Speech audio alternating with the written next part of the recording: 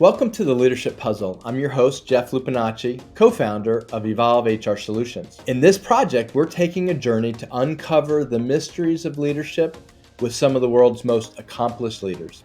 In each episode, we discover the distinct insight from each of these great leaders, enabling us to refine our leadership skills and become more effective leaders. Piece by piece, together, we will assemble the leadership puzzle. In Shane Parrish's book, Clear Thinking, he made a statement that is significant for leaders to understand. He said, the social default encourages us to outsource our thoughts, beliefs, and outcomes to others. When everyone else is doing something, it is easy to rationalize doing it too. He goes on to say, deviating from established practices can be painful. I think every leader understands they have a choice to make of when to speak up and when to speak out. Unfortunately, there seems to be a punitive culture at large, so the fear of being canceled or offending someone is extremely high. We live in a verbal landmine all around us. To avoid it, many leaders keep their thoughts to themselves and don't say anything.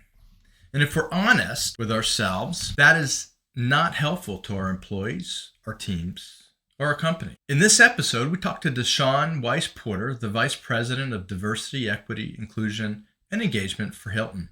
She provides some practical advice for leaders on how to use their voice. As always, our podcast is sponsored by Evolve HR Solutions, a global HR consulting, recruiting, and software company dedicated to meeting all of your HR needs. Hey, DeShaun, thank you so much for joining us today. It is great to have you with us on the Leadership Puzzle. I am thrilled to be here. Thank you. You know, I think it's been 10 years at least since we've seen each other and talked. You've just had a great journey since we've last talked. It truly has been. I feel like you were towards the early days of my career, shortly after I came out of banking. I think you set me on the path. You opened up my eyes to the global workforce. Oh, that's right. Helped me lean in and gain so much experience and knowledge from the different countries that we worked in together. So listen, I'd say thank you. Not only were you a phenomenal boss, you were an amazing mentor. Well, that's really kind of you. You even had an opportunity to go live in South Korea for a little while, didn't you? I sure did. That was definitely a doing of you and Tina, and I leaped at the opportunity. It was absolutely amazing. We stood up kind of like the HR function and construct there. And it was just, a phenomenal experience. I'm glad that you were able to take advantage of that. But I really want to focus on some of your other leadership capabilities and what you're doing now. But first, I remember sitting in your office and hearing about your grandfather. I think it was your grandfather. It was my grandfather. And just being wowed by some of the stories. And he was a forerunner in a lot of what he did. So can you share a little bit about him and what his inspiration was for you? Absolutely. My grandfather was a visionary, a kind, humble soul who just was truly about the community. To this day, he's one of my biggest influencers and motivators, even though we lost him back in 2003. He was a Tuskegee Airman, a prisoner of war. He, following, his service to our country, he then went on to med school at Howard University. My father was actually born while he was doing his med school finals. Wow, that's great. So talk about being able to multitask and manage all of that. From there, he went on and for 14 years, he was the first and only African-American physician to work in Prince George's County Hospital. So when you talk about adversity, and just having strength and resilience and knowing that you have a true calling in which to do something and that nothing is going to deter you. I think that's him. And, even throughout my entire life, in addition to serving as the community's doctor and having his own practice, he always gave back to the community. And so He instilled that in us, and I continue to do that to this day. Yeah. But, you talk about just him doing a whole lot. Going to medical school, having kids. I know you well enough, and you're just been a real inspiration to me, and I know others. You've served on a couple of boards. You've written a couple books. One with your father, one about a journey becoming a mom. Do you want to tell us a little bit about those books real quick? Absolutely. So the book that I did with my father actually was never intended to be released. It was really designed to be a gift from me to him. And I just asked one of my friends who's a publisher to, put it into the nice format for us and print it out. And they came back and said, there's a market for this. People need to hear this knowledge and this wisdom. And so that gave birth to that. But prior to the book of Daddyisms, I was working with two of my really good friends on our journey to becoming mothers. And the three of us each had very, very challenging, unique journeys that included miscarriage, IVF, all of that. And so one of my friends, who's amazing, had the idea that we needed to publish it. Me being a very private person, that was not my initial go-to. Yeah. But as I started to share my story, I just realized that there were so many people that's just like, wow, I'm going through that too, or I have somebody else that's going through that. And I said, okay, I need to utilize my experience to help and support and encourage others to keep at it. Because now I've got two amazingly beautiful boys. One that's an IVF success story, and then one that's natural after being told for several years that I could not have. So my rainbow babies are phenomenal. That's awesome. That's awesome.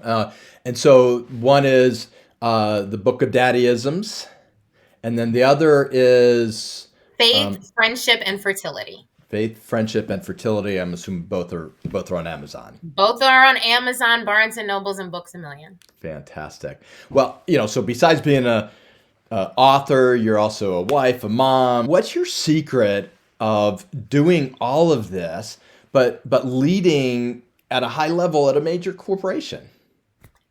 That's an excellent question. I think first and foremost, it's my foundation and my faith. I went through a journey where I was having to continue to be on and show up for others, but honestly, I was broken myself, right? I was going through years of miscarriage and IVF, and so that's hard. But in that, I leaned into some of the things that great leaders instilled upon me earlier. And that's make sure that you have a strong team around you. And that's both personally as well as professionally. And I'm blessed to have that both at home as well as at work. So just a phenomenal team, a phenomenal support system, people that you can be transparent with. You're not having a good day and they're pulling you along because together you all are successful. The other element I would say is prioritizing and knowing how to flex. All days are not going to go as planned, and the majority of mine do not. But it's making sure that I start my day off with a daily list of imperatives. This is absolutely what I most focus on, and I try to focus on those particular efforts first to make sure that those are done and taken care of. And then making time to refuel and refill my tank, right? For me, that's giving back to my community. So it's providing services to those that are less fortunate, volunteering at the homeless shelter, where there are several kids that I just absolutely adore. It's also kind of turning my mind off and binge watching TV for a few hours. That is refuel for me, right? Just mindless TV, getting into some old episodes of like Scandal or something. And then of course, traveling. So, seeing the world and getting the opportunity to engage with other people, learn from other people. Yeah. Everybody has a story. And I think we can leave with a little bit of everybody, as we're having some really amazing, strong connecting conversations. Yeah. So prioritizing, refilling, having that network, those are great tools that every leader probably should have in their basket. Absolutely. If we dig a little bit into your specific leadership puzzle pieces, I'd like to start with your specific journey. I know you started out in training and now you're vice president of diversity, equity, inclusion, and engagement at a major corporation. What prompted you to get into the D&I space? Yeah, interestingly enough, so my degree is in multinational business finance with a minor in economics. And so some people are like, well, how did you get here? Well, for the majority of my career, I've been in HR. And I Right. think the foundation of that is I just always have a desire to help people, Ah, to help them be their best, to ensure that they're in environments for which that they can thrive, to be sure that they are getting the opportunity to be seen at their very best and demonstrate their very best. And so that to me is what HR is really all about. And yeah. in terms of moving into this role prior to actually stepping in, I served on a lot of our team member resource groups. Hmm. So we essentially are ERGs and had a lead role in that. And then, as the external environment was changing, internal environment was changing, I really think it was about opportunity meeting preparation. So as I take a look back, I believe it was a collective of experiences that prepared me for this role. I think DEI is extremely rewarding, but it's very challenging, right? Right. Especially on an emotional and mental level, given the times for which we are living in. And Right. as a Black woman, DEI for me is more than a role, it is a daily lived experience. Sure. And so I want Sure. to be able to utilize my knowledge, my connections, my relationships to encourage people to show up for others, lean into being an ally. Do you find that it takes a different leadership style to lead in the DEI space versus kind of HR business partner, or is it kind of all the same? I kind of feel like it's the same. I think you might have to dial certain skills up, all depending on the particular situation. Yeah. But at the core of being a DEI leader, which is very similar to being an HR leader, it's making sure that you are a collaborative leader, an empathetic leader, and that you have strong cultural competency. Right. Right. Yeah, and that collaborative and cultural competency, I suspect you picked up some of that when you were in South Korea. 100%. Or where we were in Costa Rica for a Yep, while. I mean, that's we've right. been to several countries together, and I had the opportunity to go to so many more during my overall career. But absolutely, the ability in which to adapt and connect, it does not matter where you are in the world, Yeah, right? yeah, People want to have a sense of belonging. People want to be heard. They want to be understood. yeah. It's not always about agreeing, it's about learning and just taking a moment to say, hey, let me disarm and just sit back and listen. The whole concept of this inclusive leadership, right? This, creating spaces to belong and ensuring that employees are heard, has certainly been a focus in the last few years. I'd love to hear your perspective on inclusive leadership, and maybe start with how you define diversity and then how that plays out into a more inclusive leadership style. So I think for me, diversity is a fact. It's visible and invisible attributes, traits, characteristics, and it refers to the presence of varying identities. For me, I think there's no inclusion in the absence of diversity. Hmm. So you have to ensure that you focus on having the diverse representation so then you can truly say and or test yourself on how inclusive you are. Right. That being said, in terms of what kind of makes up a strong ally or an inclusive leader, first and foremost, I believe it starts with shedding yourself of the armor and the expectation that you're going to get everything right. You have to be able to go in a little bit humble and have some grace, and also be willing to say, I don't have all the answers, but I'm here to learn. Yeah. Um, as well as sometimes unlearning what we were taught or what we taught ourselves, right? So it's a few things. The top three is, I think, seeking knowledge, educate yourself, books, podcasts, immersive experiences. Yes, you can definitely, and I say that this is too, right? Expand your inner circle. When you think about if you are to, and I do this exercise with my leaders all the time, but close your eyes and imagine you are hosting a dinner party at your house. And I want you to just run down, who do you see around that table? Who are you inviting? Who's first on your list? Who's sitting down with you to break bread in your home? How diverse is that particular circle? Right? Yeah. I have a good friend that used to say, do they know where your bathroom is at home? That's it. So I think it's seeking the knowledge and educating yourself. The second piece is, defining your inner circle and expand it, right? Expand it. Challenge yourself to be more inclusive in your own inner circle. And then from your inner circle, you can establish like to call them your amas. That's those people that you can ask them anything, right? And you can be unguarded.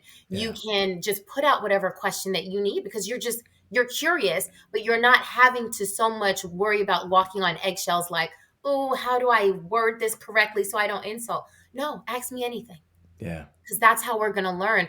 And then the third thing is listen and be an active listener. Seek to understand the different viewpoints. It doesn't mean that you have to agree. And another thing I like to educate our leaders on is, someone else's lived experience is not up for debate.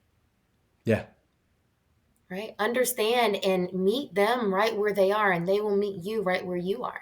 I love that idea of finding someone that you can ask the tough questions to. You just need to be careful because so many people get offended. Even when someone's trying to understand, if the other person is going to get offended, then boy, that doesn't help. It doesn't. And that's why you can open with saying, hey, listen, I need a little bit of grace here. I am trying to learn. When it's like going to another country, right? You don't know the language, but listen, you completely disarm everyone when you just try. You say, listen, I am trying to learn this. I'm going to say a few words. I'm going to get them. And you see people lean in and they want to help you. And so we have to create that same environment and that same space because that's how we really build allies. And allies is an action. So you have to be willing to lean into these uncomfortable conversations, but you also have to be able to challenge the biases when you hear them, whether they're in your own personal inner circles or whether you're sitting in a board meeting and you hear something. You have to be able to speak up and speak up for others, right? Utilize your privilege and your position in which to show up for others. That's how you know that you're being a true ally. I think that's a great point for leaders out there who are listening.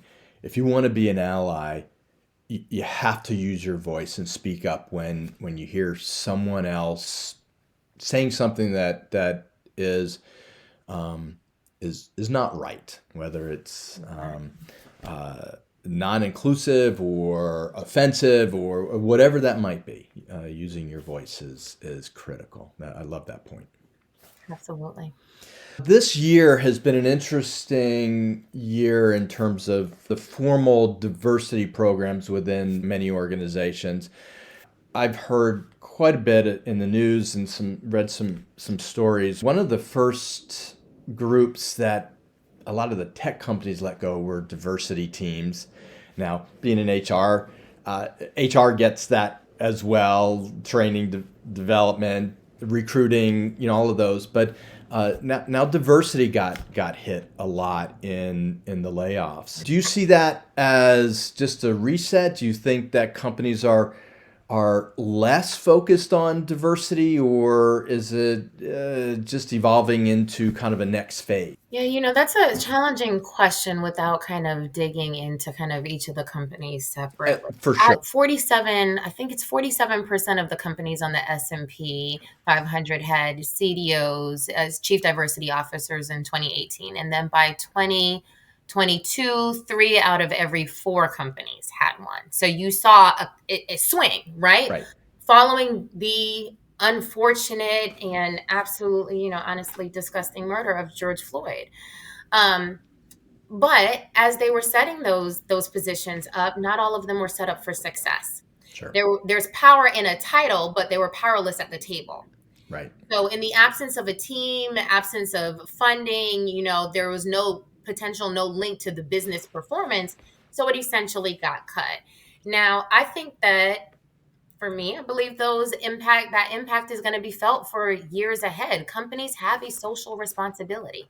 Yeah. The workforce and the individuals who are looking for work now, they are asking companies, how are you faring in inclusion? They are doing that research before they even come to the table and before they apply. And when you think about the census is predicting that by 2040, the minorities will become the majority in this country. And so, if you look at it from that perspective, if you take a few years off right now, how far behind do you think you're going to be in the future? Yeah.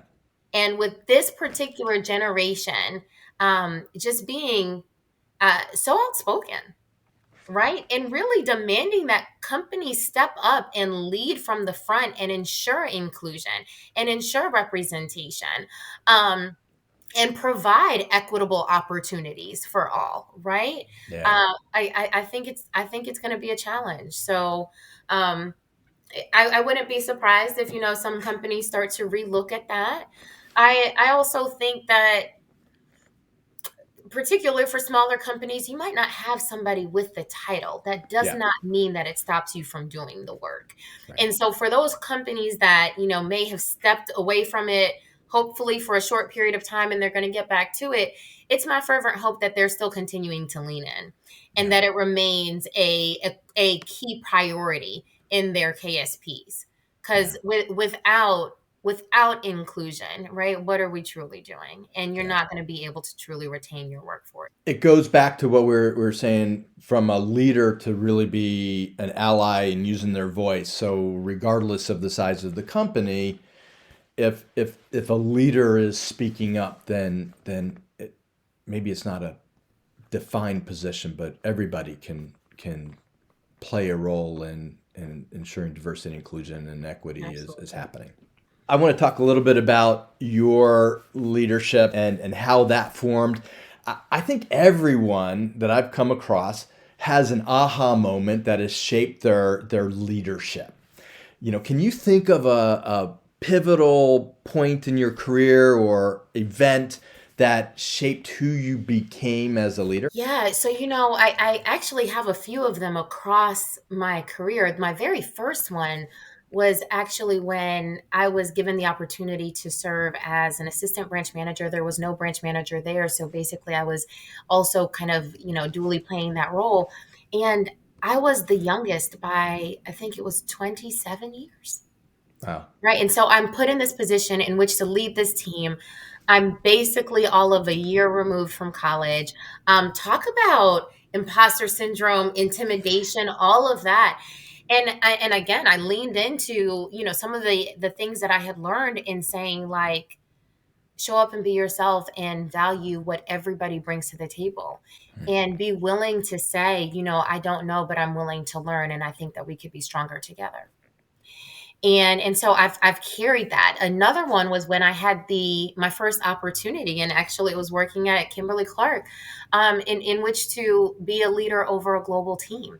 Yeah. So then at that point, you're also thinking about the cultural nuances, the time zone differences. How do you bring everybody together when I literally was across, like, I had EMEA, Latin America, as well as Asia Pacific, and you still want to make sure that there's connectivity. So it's leading with some type of style, grace, and humility, but then also figuring out what are the strengths across the team.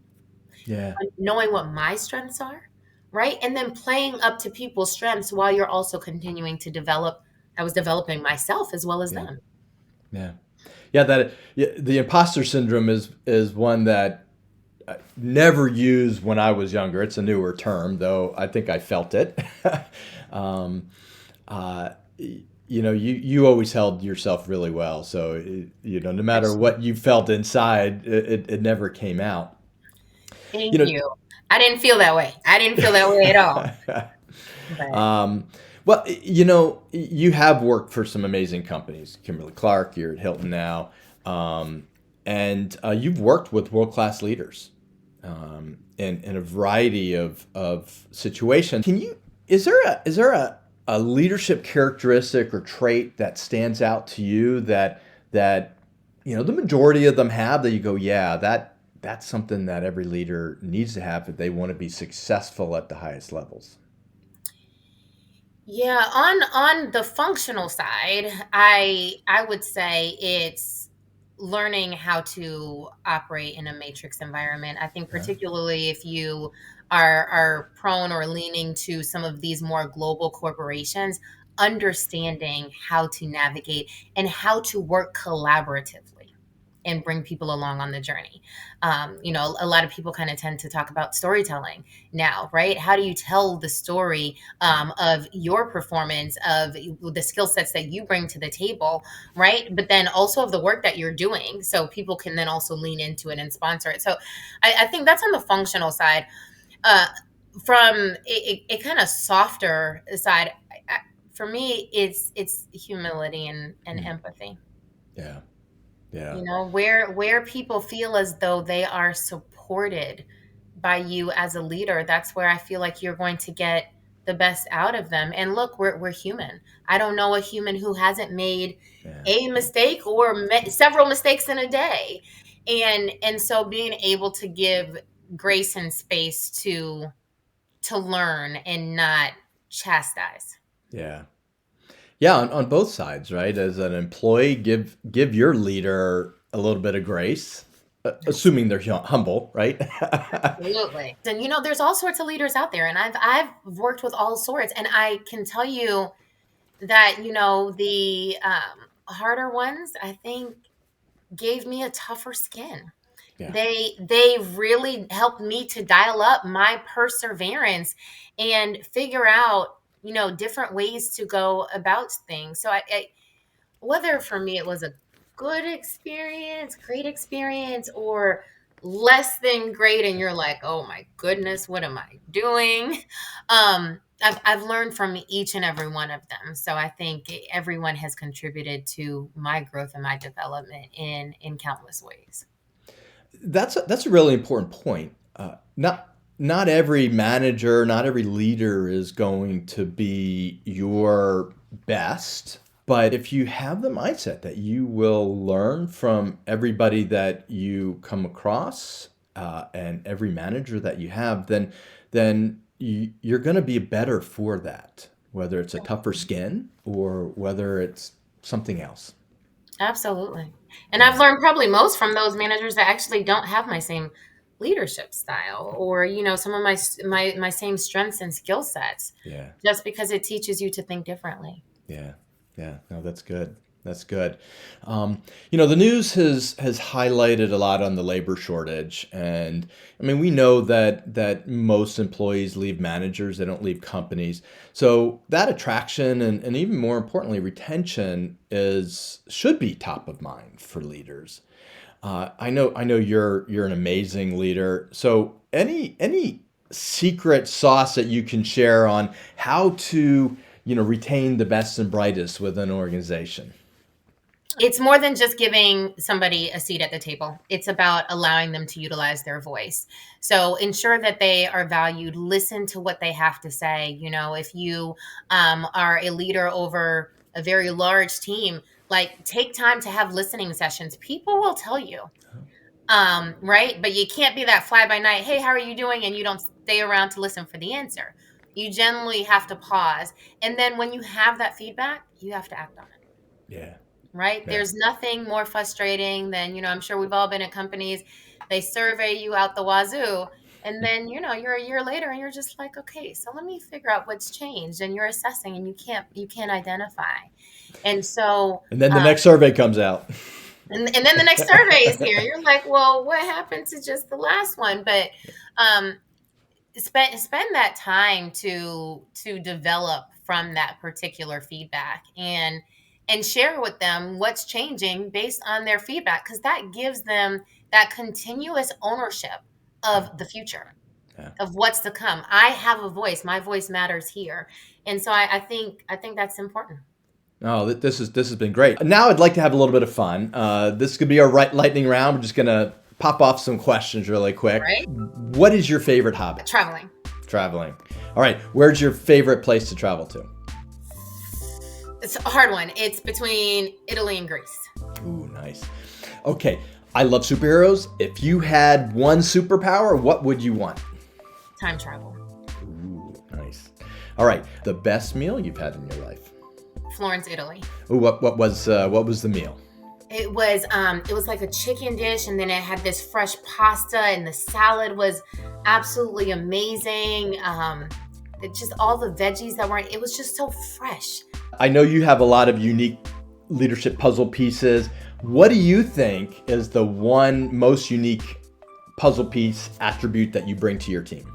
Adapting and connecting.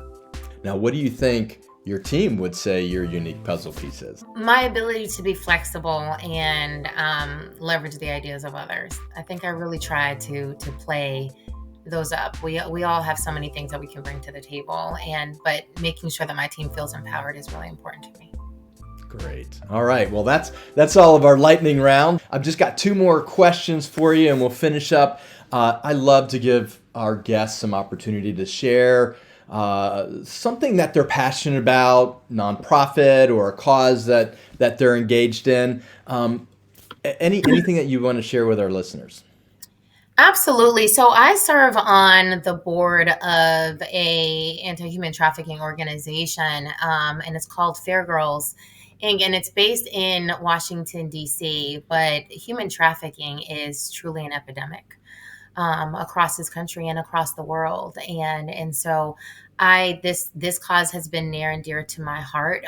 It's amazing that I also work in the hospitality industry where, they're kind of at the forefront in terms of being able to mitigate and reduce some of these particular cases as well. And so I would just say, to the extent that you have an opportunity to learn more about human trafficking, the damage and the long-term effects that it has on individuals that are victims to human trafficking, but then also what you can do for those survivors. And so that's really where the efforts of Fair Girls is focused on. And it's the restoration, right? Identifying survivors and then figuring out how do we ensure that they don't go back. Because one of the things about trauma is it's very easy to return to what you know versus try to step out on your own and rebuild. And so I do ask, we all maybe have something to give during this holiday season and throughout the year. And so to the extent that you can find a local organization that's focused on human trafficking, or please do research Fair Girls, as we are always accepting sponsors and donations in which to continue to help restore the survivors of human trafficking. Would definitely mean so much to me. Yeah, and I think that website is www.fairgirls.org, Yes, based out of Washington, D.C. And DeShaun's right. It's you'd be amazed and surprised at how big of an epidemic this is in the U.S. It's not just an overseas problem, and a lot of cities have some great organizations trying to fight this. So thanks for bringing that awareness, and certainly go to fairgirls.org and get engaged if you're in the D.C. area. Absolutely. All right. Well, thanks, DeShaun. Now I have one last question for you. Yes. What advice would you give our listeners on implementing their own leadership strategy to grow their capabilities, whether it's leading a small team or a large team? Good one. My advice, I would say, shed your ego. When you are thinking about building a team or hiring somebody new or joining a team, you don't have to be the smartest person in the room. You don't have to know anything. I am a strong believer that iron sharpens iron. You bring something to the table and let others bring something to the table to complete that meal. And I think that that's huge. Hire and build your teams based on qualities that are additive and complementary to yours, and you will 100% be successful. DeShaun, this was amazing catching up with you. Thank you so much for spending some time with us. I appreciate you, and thank you to the listeners. What a great interview with DeShaun Wise Porter. She shared her leadership puzzle piece of using your voice for your employees, your team, and your company. I love how she turned the concept of allyship into an action, and the tips she provided that every leader can implement, very helpful. Thanks again for tuning in. Don't forget to subscribe, like, and review our podcast. You can find us on all of the podcast platforms, as well as all the social platforms at The Leadership Puzzle. Be sure to tune in next week for The Leadership Puzzle, where we have a fantastic conversation with Giussi Buonfantino, the former Chief Marketing Officer of Kimberly Clark and the SVP of Digital Marketing for Google. So my message is find your passion and refresh yourself every day as a leader with doing something for others, because that's what we are really here for.